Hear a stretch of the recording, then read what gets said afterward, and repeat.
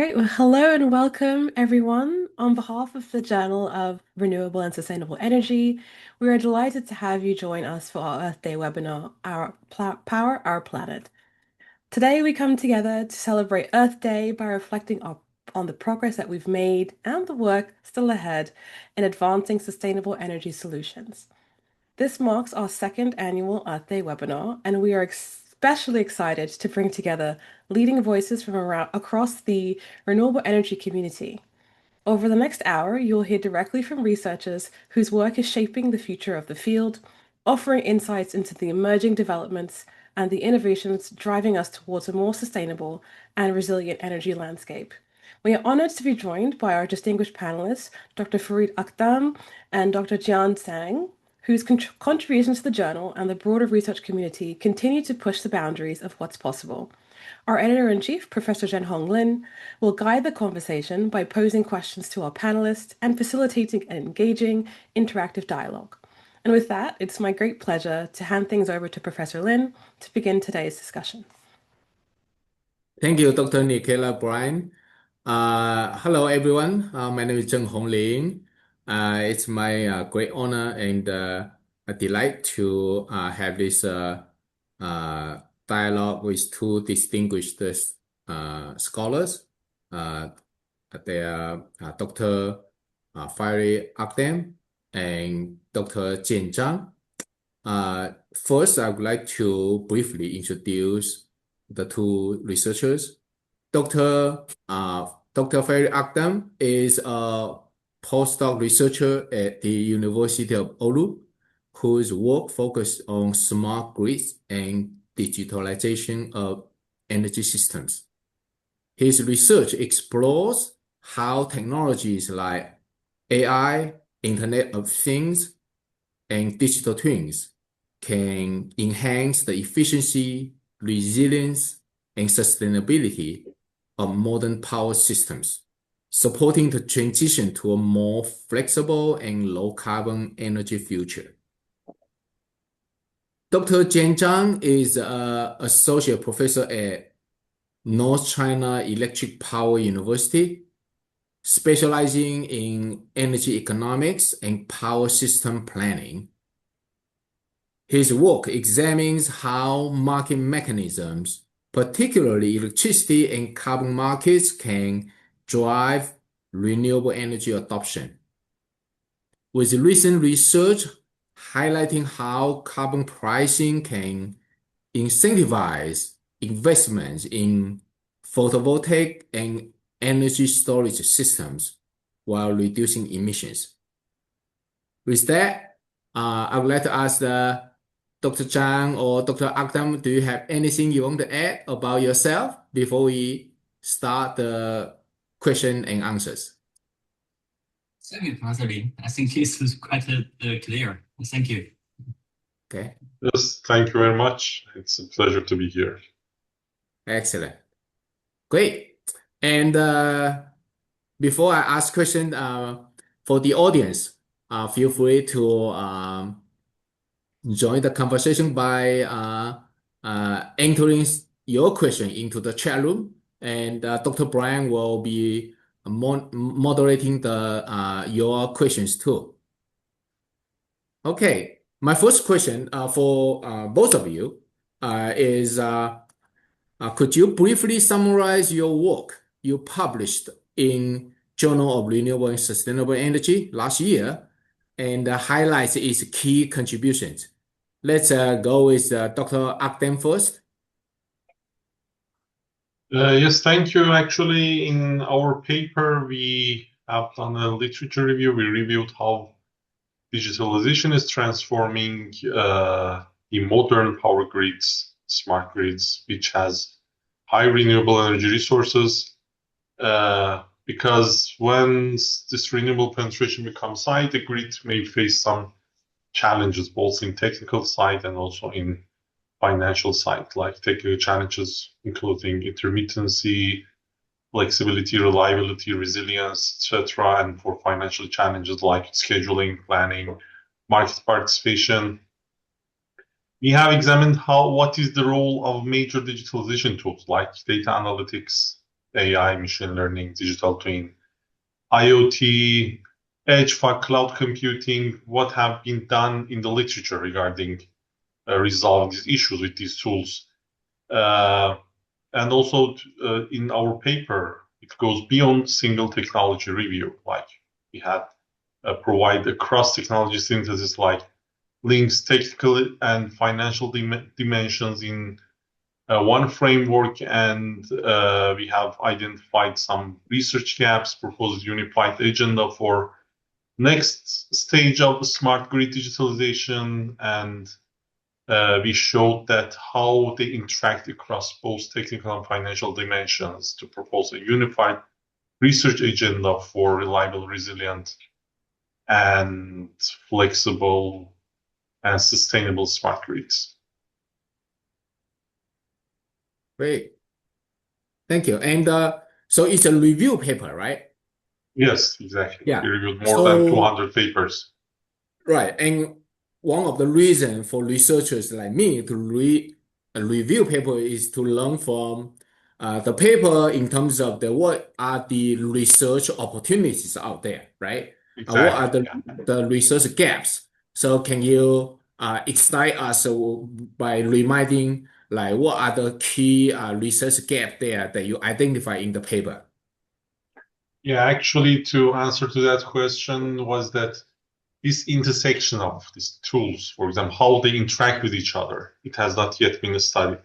Like to have these digital twins and I don't know, implementing the edge, cloud fog, at least in the power system sector, has not been studied previously. So it's a good opportunity to consider this intersection of various technologies to resolve power system challenges, which could provide some kind of opportunities for enhancing and resolving the solution technologies. Excellent. Thank you, Dr. Akdam.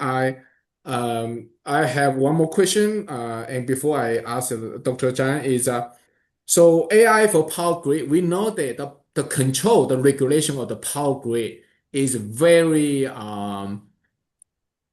fast, high speed, right? You need to react very fast, and we also know that AI is sometimes it's not that transparent. It's lacking the explainability, right?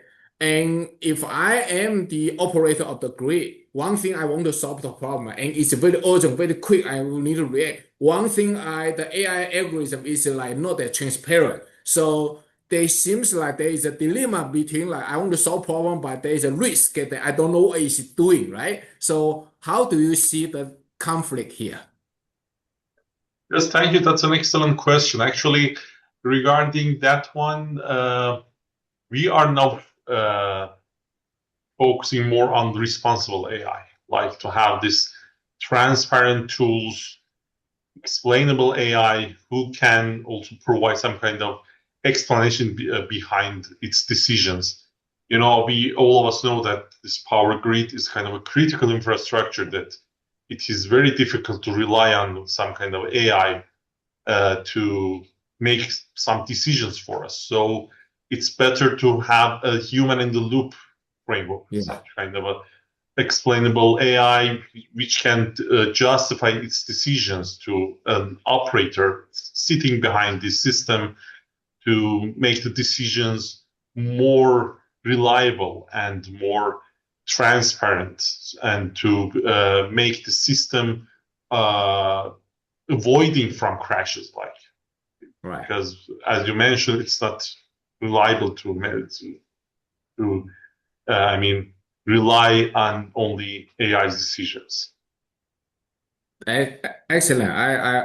Yeah, human in the loop. I think that's a great point there. Okay, thank you, Dr. Akdam.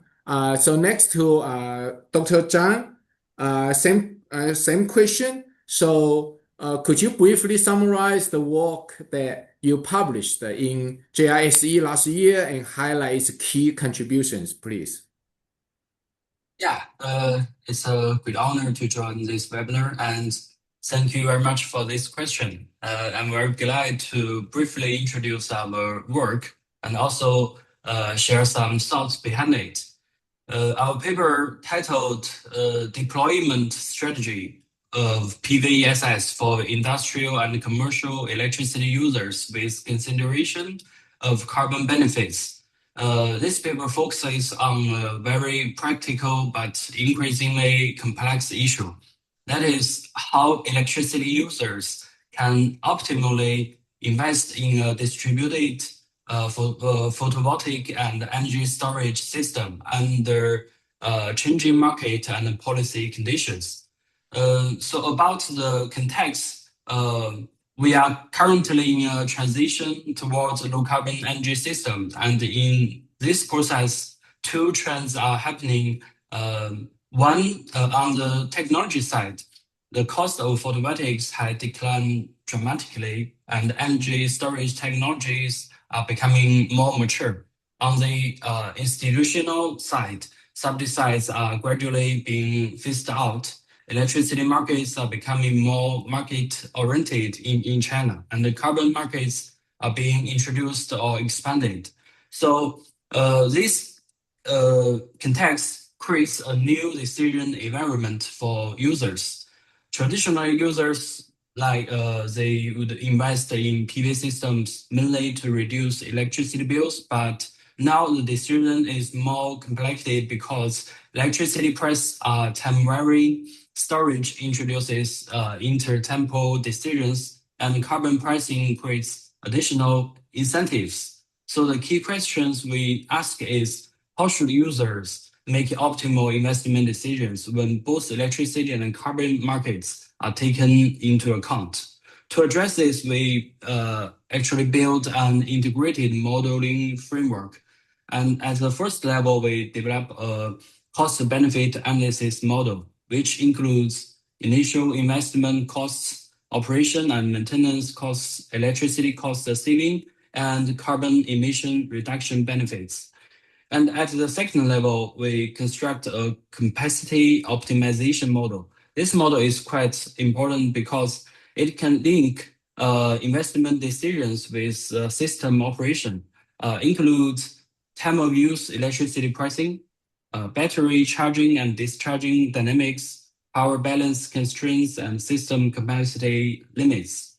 So that means we are combining economic evaluation and with physical system constraints. So we perform scenario analysis under different conditions, especially considering different carbon price levels. So the key findings has three folds. The first is under current electricity pricing mechanisms, PVESS investment is not always attractive. This is mainly because PV generation peak at the noon, and while electricity price during that period are quite low. The second fold is when carbon benefits are incorporated, the situation changed significantly. We observe that large increases in optimal PV and storage capacities, significant reductions in carbon emission, and strong improvements in economic indicators. And the third is carbon price plays a critical role. It acts as like a policy driver that directly influence investment decisions. Higher carbon price lead to large system deployment, higher self-sufficiency, and better financial performance. This findings is a little obvious, but in this paper we found the quantitative level of the carbon price, how at what level the carbon price will influence the investment decisions. So the broader implication is the deployment of distributed energy system is highly sensitive to market and policy design, not just technology costs. So I think this is particularly relevant for policymakers because it suggests that a well-designed carbon markets and electricity pricing mechanism will significantly accelerate the energy transition. So that's key findings of our paper. Excellent. Thank you, Dr. Zhang. I think, yeah, what you just said make a lot of sense to me. Mhm. There's I also have question about, when you do the PV energy storage system application for industrial or commercial users under different carbon price scenario, right? Mhm. The question is that there is a difference between different industrial or commercial users. Okay, some Yeah. is about making steel, or some is about commercial area, Yeah. different buildings. So my question is that does the difference among different user applications matter in your finding or your conclusions? Yeah, that's a good question. That's also what we why we choose commercial and industrial users to do the comparison and in our paper. Like you said, the different users have different like the load profiles. So the different load profiles means they require different electricity supply.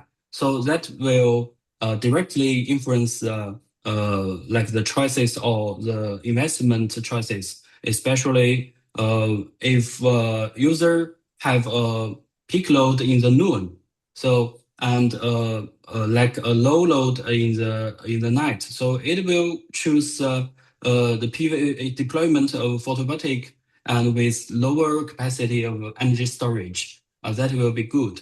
And otherwise, if a user have like a flight load curve, that means the user must deployment the choose a proper capacity of energy storage to deal with the fluctuation of the photovoltaic. Yeah, that Great. it does matter, and it's very important factors that will influence decisions. Yeah. Mm. Thank you. Thank you. Excellent. Yeah. Okay, now next I'm going to ask like questions that are aiming at one of you. And I'm going to do one by one, okay? Because I don't want to have spending too much time on one of you. And so my first question is next. The question is to Dr. Akden. So in your research background, you also study this interesting topic about 6G ESS, right? So what is the scientific hypothesis or the intuition that motivate you to study this technology? And can you also first lecture us, briefly explain what the idea is? And yes, please. Yes, thank you. The idea behind this 6G ESS, or in short, we call it 6GES, it is a short form or acronym for 6G Enabling Sustainable Society, is that 6G should not be seen as the next generation of wireless communication. It should be seen like a foundational enabler for kind of sustainability-oriented cyber-physical system. This 6GSS program comes from this huge flagship within Finland. It is like a 6-year project funded by Research Council of Finland and Ministry of Science and Technology here.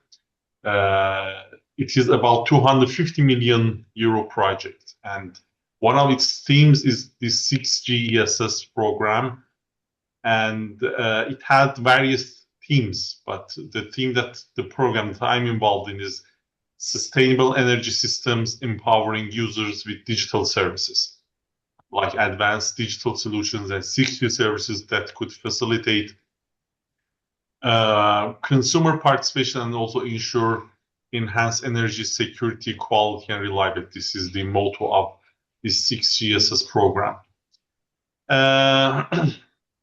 So this was a brief background regarding the 6GS program.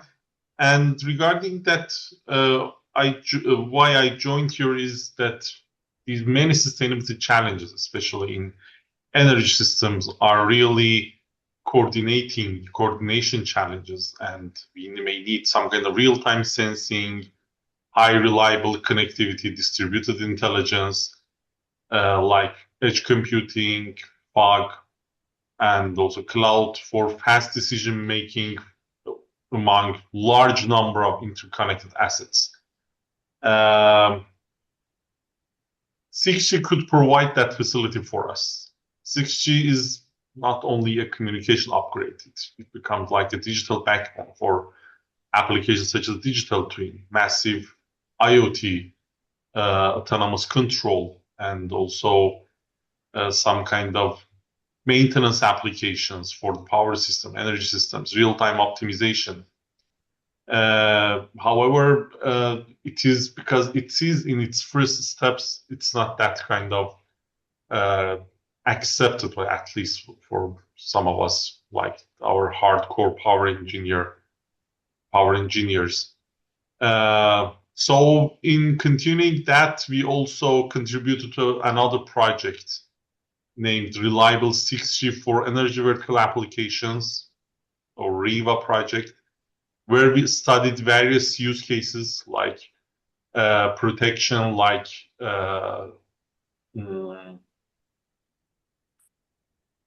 microgrid controlling, islanding, some use case like that within modern power system, and studied how required KPIs from communication side and also beyond communication services of the 6G, because 6G is not only, not providing only communication service. It's kind of a service of services. It also provides this kind of AI integrated within the 6G system. So we defined for each use case what are the KPIs for communication and also beyond communication, have these services within the 6G infrastructure. But still, it is in very first steps, and not that much reliable, at least from our power engineers. Thank you. Thank you. And to the audience, I think Dr. Brian has posted the question, right, in the chat room, so that you guys know that what question I just asked. And for this question, we may be jumping from one topic to another. So we try to have the two researchers share as diverse information as possible and interesting for us. So, okay, now my next question to Dr. Zhang. So Dr. Zhang, you have a electrical engineering background, right? And what led you to work in a economics and management department? Do you find this interdisciplinary approach important for studying the power system? Thank you. Yeah, it's a very interesting question. And actually, it's a question I get quite often. I got a bachelor degree and a PhD degree, both major in electrical engineering, but I work in School of Economics and Management in North China Electric Power University. When people ask me this question, there is usually like a sense of surprise or curiosity. They will say you were trained in electrical engineering. How did you end up in a School of Economics and Management? I think this is a kind of a reflection itself that reflects something important. It shows why interdisciplinary research is necessary. We still tend to think in like they say planetary boundaries, while many real world problems are inherently cross-disciplinary. So for me, the transition was not a sudden decision, but it's a gradual process. When I first chose my major as an undergraduate, I was quite similar to many high school students in China. That means I didn't have a very clear understanding of different disciplines, like what electrical engineering is mainly about, or what subjects will I learn. I have no quite clear idea about that at that time. So my choice of this subject was based on some general interest and suggestions from like the teachers and family. But as I continued my study, I became increasingly interested in this field. And I found power system particularly fascinating because they are large-scale, complex system that mandate and quite essential to modern society. And at the same time, during the undergraduate years, I have more chances to explore different subjects and started to read materials from the other disciplines, especially economics and management. And then I became very interested in those questions, such as like how are electricity prices determined, and how do market mechanism influence the power system operation, and how do investment decisions get made. Those questions are not purely technical and can answer the like solely by electrical engineering. So I began to self-study some economic and management concepts. And more importantly, I started to think about the link between the electrical engineering and the economics and the management disciplines.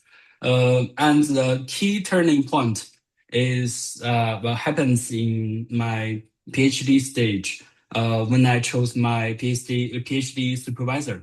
I intentionally selected a supervisor whose research involves power system economics. So under his guidance, I started the work on topics of power system planning and also the electricity market. And my PhD thesis focused on the electricity market trading mechanisms, and it's also belongs to the electrical engineering. But since then, my research has already become interdisciplinary. And after that, during my postdoctoral stage, I continued working on power system planning, especially focused on the high penetration, high renewable penetration, and system flexibility. Okay. And then when I entered the job market, I realized that the research profile was actually best suited for platform for our university. Like it has a background of electrical engineering, and Right. the School of Economics and Management focus on these questions. Okay. Thank you. So Thank you, that's why. Thank you, Dr. Zhang. We actually have a lot more questions, and I just realized Okay. that we don't have 2 hours. We only have 1 hour. Okay. So let's be a little bit more brief and just and so that we can ask more questions. So my next Okay. question to Dr. Akdam is what's your view on hydrogen for grid storage compared to battery or other storage technologies? Actually, I do not see hydrogen storage and also batteries as one-to-one competitors. I see them like complementing each other. They're complementary components of like a multi-energy system. Batteries are generally more effective for fast response services like frequency regulation, balancing, ramping support, congestion management. Because of their kind of high efficiency and those fast dynamic. But hydrogen becomes more attractive when the problem is like for a long duration of storage. Right. And also considering this kind of multi-market coordination or sector coupling across, I don't know, electricity, heat, transport, and also hydrogen demand itself, because we know that the hydrogen is also one of the most wanted products within the industry, especially in steel industry and vice versa, and etc.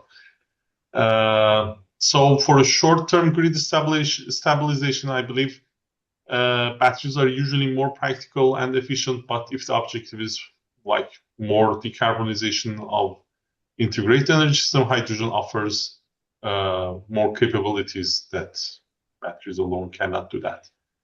Correct. And also, hydrogen is not like a universal solution. There are still efficiency penalties in the power to hydrogen, hydrogen to power. So we cannot only rely on hydrogen, but for the sector coupling and also long-term storage, it's a good option. Excellent. Thank you. I hear the name, I hear the word complementary to each other rather than a pure competition, one or Exactly. another. Okay. Thank you so much. Okay, next question to Dr. Zhang. Mhm. Could you provide insight into the ongoing reform of the electricity market system in China and its implications for energy storage, microgrid, and renewable energy, please? Yeah. China's electricity market reform is gradual but profound transformation. It attracts a lot of attention from the worldwide. Uh, as the past, the system was centrally planned with fixed tariffs, administrative dispatch, and guaranteed generations. And this ensured the stability of the power system operation, but also limited efficiency and flexibility. Now the market reform is moving toward to a market-based system. There are several important developments. First is establishment of spot market, where electricity price reflects real-time supply and demand. And second, development of uh, ancillary service market, which allows flexible resources such as energy storage to provide services like frequency regulation. And third is the integration with the electricity market and carbon markets, which introduce an additional dimension to decision making. And this reform is I think is reshaping the business models and operating logic of energy storage, microgrids, and renewable energy. And for energy storage, the market reform is driving a shift from the passive policy-driven deployment and to active market-based operation. And storage is becoming an independent market participant and a key flexibility resource. And for the microgrids, the reform is refining their relationship with the main grid. And for the renewable energy, the impact of market reform is even more profound. That's why there are so many topics we are discussing at so many different journals, and the sector is moving away from administrative pricing and policy support towards a full market competition. So I think the market reform will accelerate the development of renewables and energy storage and also the microgrids. Okay, just Mhm. one follow-up question, Yeah. and you are allowed to just give me a short answer with one or two words. So Okay. if you're going to pick one type of business, you're going to invest from the benefit from the electricity market reform, which would you choose? Um, Microgrid, V2G, or anything else? Mm, ma- these two, I will choose these two. From the mainly the resources from the demand side, I think it's ongoing, has very good potentials. Okay. Mhm. Okay. All the audience, you can keep notes. So next question to Dr. Akdam, and we are doing better now. Okay, let's keep it fast and brief. Um, so you have also studied EV charging, right? So what are the key issues in transportation electrification or EV charging? And what motivates you to use a multi-agent framework in EV charging forecasts? And how practical do you see them in real world applications, please? Yes, thank you. Yeah, we have this work regarding this multi-agent framework for EV charging and planning. Actually, the key issues in transportation, electrification, is not that only more charging or more capacity. It is usually the uncertainty, this spatial concentration of the demand, and also this coordination across multiple stakeholders are kind of challenges here. EV charging demand depends mostly on the behavior variables like arrival and departure patterns, like initial and target state of the charge, weekday versus weekend, affects traffic conditions, weather conditions, and so on. So these factors do not only affect the total demand, but also where and when the demand appears within if you're looking it through a city, so where it happens in the city's distribution network, and how it stresses these local distribution networks through congestion and these voltage deviation.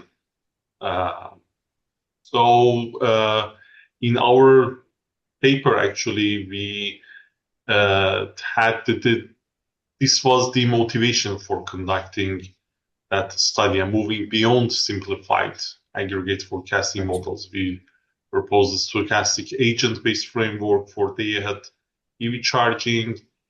And regarding the motivations for this multi-agent framework is that this EV charging ecosystem is decentralized. Like we have EV owners, parking lot operators, and aggregators, and also the distribution operator itself. So each have different objectives and information and also constraints. So a multi-agent framework could reflect that structure much better than purely centralized model. So, and also in the terms of practicality, as you asked, I may say that multi-agent methods are realistic when they are used in a hierarchical way, like have it in a hierarchy.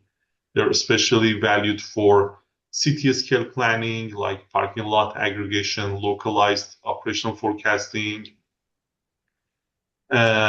incorporate real transport data, weather data, and so on. So in my view, this multi-agent method is practical not because it is theoretically elegant, but because it could match the decentralized nature of this EV ecosystem better. Excellent. Thank you. Very interesting thought. So next to Dr. Zhang, so you are studying the economics of the power system. I study the economics of transportation energy. Okay. So my question to you is what distinguishes the economic analysis of the power system from other energy systems? Okay, that's a very important question, and I think it emphasizes interdisciplinary research again. It's really gets the core that what makes power system unique from the pure economic perspective.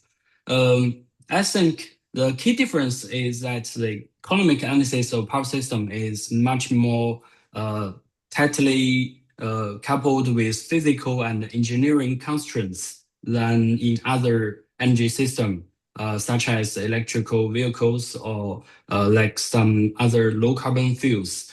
First is about the physical constraints and the real-time operation, because electricity is quite different from the other physical fuels. We still cannot storage at a large capacity with a low cost of electricity. So that means the supply and the demand must meet at the real time. So it brings the operation constraints of the power system. And the second is comparison with the other systems. If we compare this with systems like EVs or low carbon fuels, the difference becomes quite clear. Like For EV and other fuels, economy analysis usually focus on technology cost reduction, life cycle carbon emission, infrastructure deployment, and like the consumer adoption. But like their economic behavior is relative decoupled from real-time system constraints. And in contrast, electricity systems are highly interconnected and operate as a single synchronized system, which creates strong coupling across all participants. And the third is about the market design and system coordination. Market structure is quite important for power system, and it has characteristics of like a natural monopoly and large-scale public infrastructure. And the safety of the power system is quite important and related to the daily life of almost everyone. So this also includes the interaction among the spot markets, medium long-term contracts, ancillary service market, and pricing mechanisms. So it has quite complex design of the market mechanisms and so many different kinds of participants. So it's quite complex, I think, due to the most complex mandate system in the world, in the modern society. So also the most complex questions or complex problem that will face so many challenges rather than the other systems. Great. Thank you, Dr. Zhang. Yeah, I agree that the power system are kind of like more complicated. That's what I'm learning too because I study V2G. So my next question to Dr. Akdam is that um, uh, you studied this very interesting idea of using the cellular-based station battery for grid stabilization. And I was very intrigued by the idea.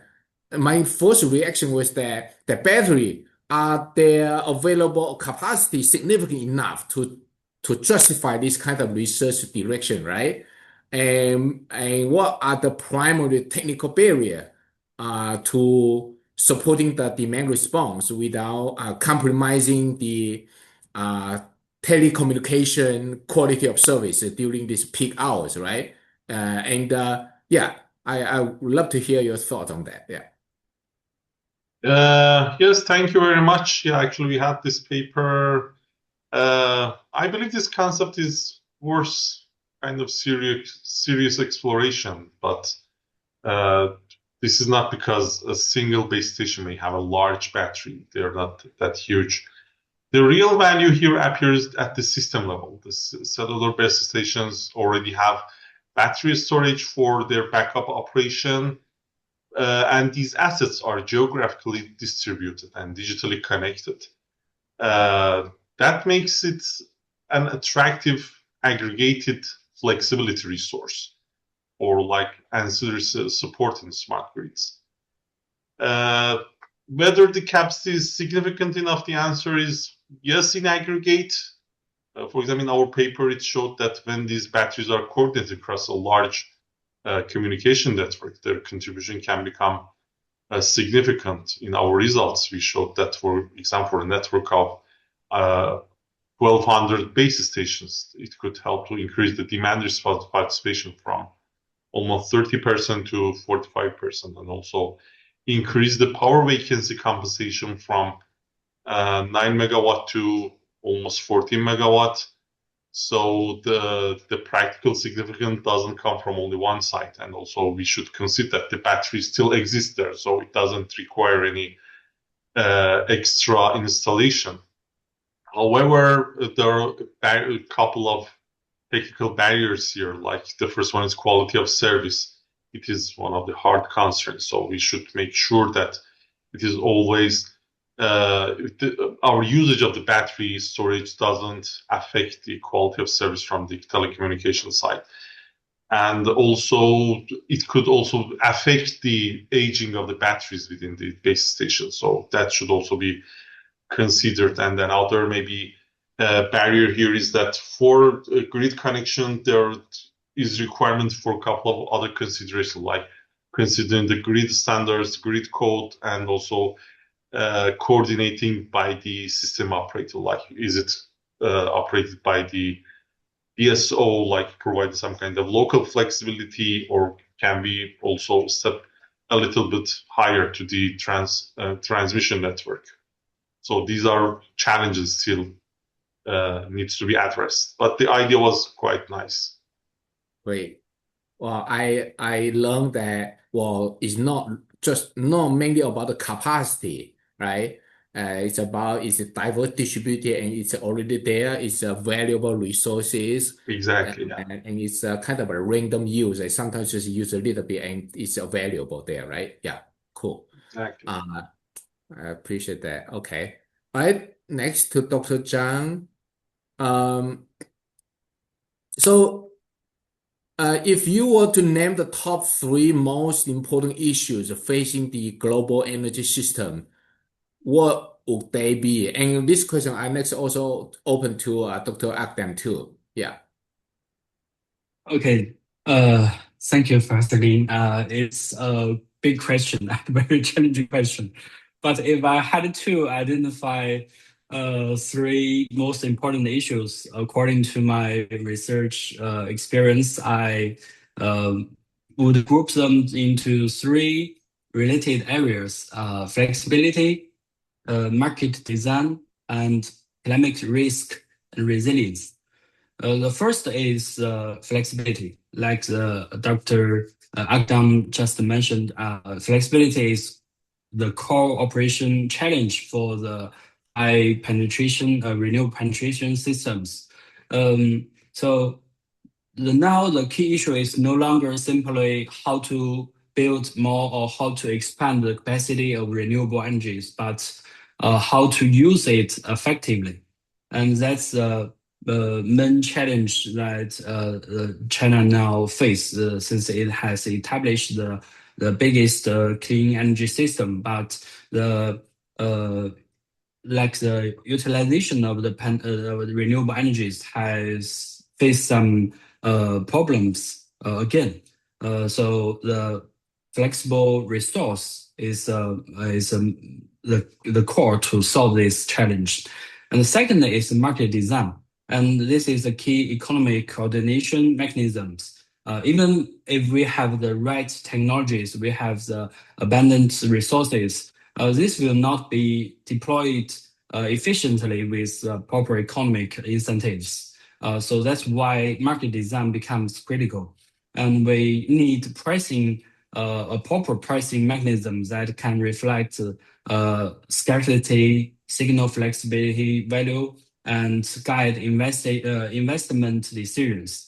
And the third is about climate risk and resilience. And that's also we are doing some research in this area. And this is the emerging systemic challenge. As climate change intensifies, extreme weather events are becoming more frequent. So this will bring more challenge to the power system planning and operation. On one side is about the capacity, like the proper capacity of the renewables in the future. And the other side is like the operation constraints at the real time. So that brings a lot of challenge. If I see these three challenges are deeply interconnected. So they define not only the performance of a future energy system, but also the feasible of the global energy transition. All right. Great. Thank you. Dr. Akdan, do you have anything different opinion or anything you want to add to the question?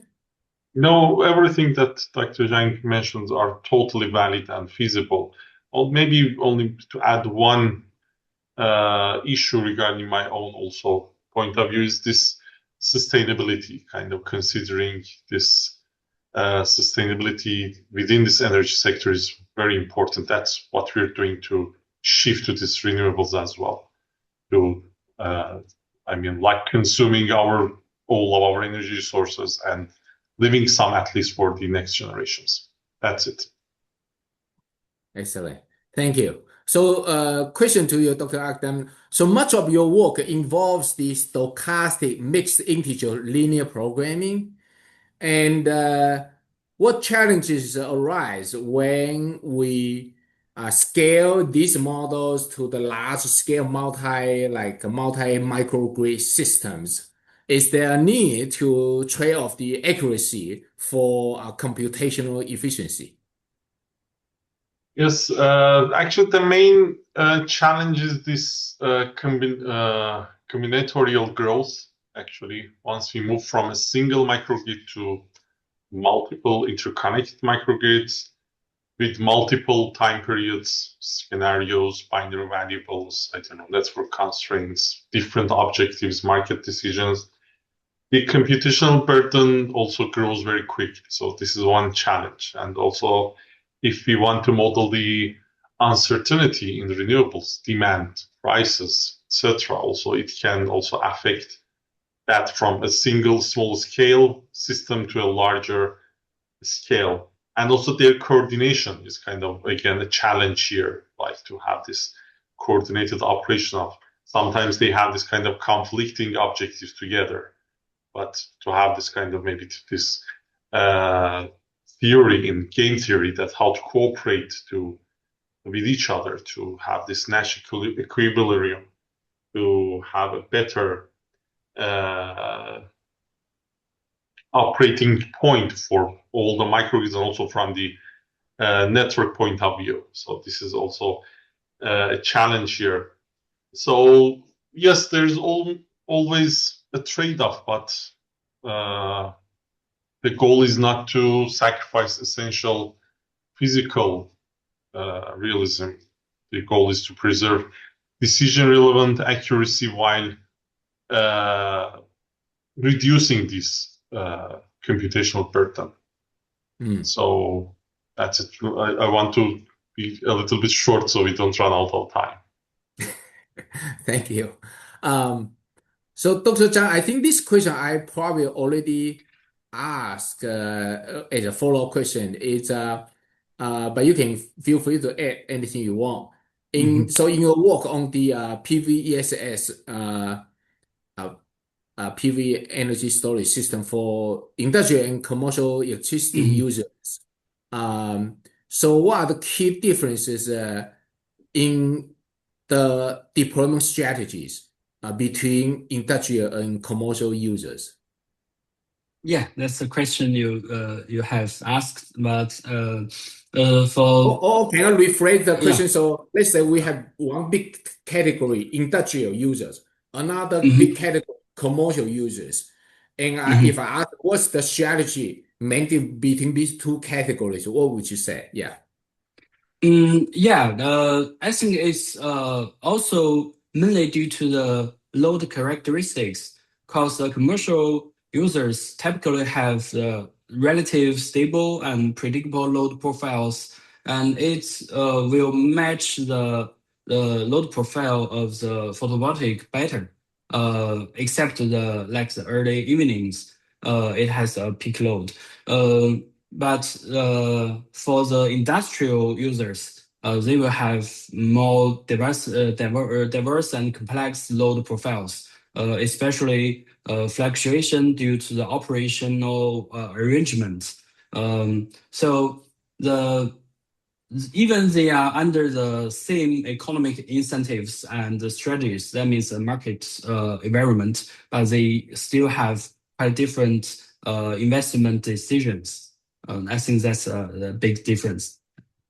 Can I infer from your answer to say that the storage may have a bigger role for industrial users than for commercial users? Generally, the storage will play more critical for the industrial users. But for the commercial ones, it has a certain period of like the early evening, the peak load that the photovoltaic cannot meet. That means we can have a certain capacity of quite different flexibility resources to like fix to feed the curve load. That means like we can use V2G and like the demand response or some other methods to deal this issue. But for the industrial users, cause fluctuation due to the like the operation arrangement. That means from the demand, it cannot be predict very accurately. So the storage, energy storage, will play more important role for those users. Gotcha. Thank you. Mhm. Thank you. And next question for Dr. Akdem. What unique value do digital twin technologies bring to smart grids with renewable integration? What are the key theoretical and practical challenges out there? Yes, thank you for that question. It's a really nice question. But before entering to the main answer to that question, let me first clarify that not every virtual representation is a full digital twin. We usually mistake it by other models as well. We have these three terminology here, like a digital model, a digital shadow, and a digital twin. A digital model is mainly a physics-based or data-driven model of the system, but without any automatic live data exchange with the system, with the physical asset. A digital shadow goes one step further, like we have this updates from the physical layer to this digital environment. But the digital twin is the stronger since it closes the loop, like it combines the model with live data and enables a bidirectional interaction between the physical twin and also the digital representation.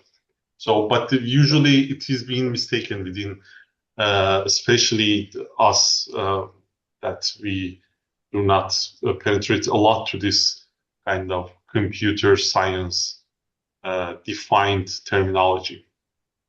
So to answer to that question, for renewable rich smart grids, the unique value of this digital twin is that it could integrate monitoring, prediction, simulation, and also decision support in an adaptive framework. This is useful because this renewable integration could cause a lot of uncertainty and could consider like fast changing operating conditions, and also it requires kind of strong coupling between this various technical and also economic decisions. Like Zheng also mentioned regarding the economic aspects of this power system operation. So we think that the digital twin can improve the observability and also support the applications such as resilience enhancement, fault detection, flexibility management, and etc. Regarding the challenges we may have this kind of theoretical challenges like the model fidelity. The twin has to represent the physical system accurately, and also it should be validated via the physical twin. If the virtual representation is wrong, the control or planning can be very misleading, and also another challenge is the combining this physics-based model and data-driven layers. So again, this is another problem.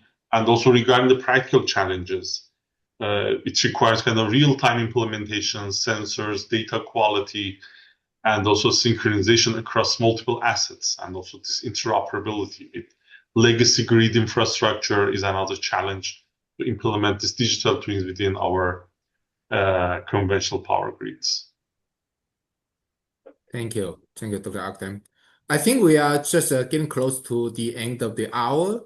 I'd thank you so much, Dr. Akdem and Dr. Zhang, for your interesting insight and your sharing of scientific knowledge.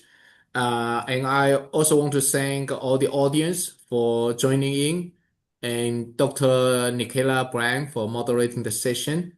Nikela, do you have anything you want to add? No, I just wanted to add that I hope everybody had a happy Earth Day, and we hope to see you guys at future JRC events. Excellent. Great. It Thank was you a all. privilege. Thank you. It was a Thanks, Yeah. privilege. everybody. Thank you. Take care. Bye bye. Bye, Thank everybody. you. Bye. Bye.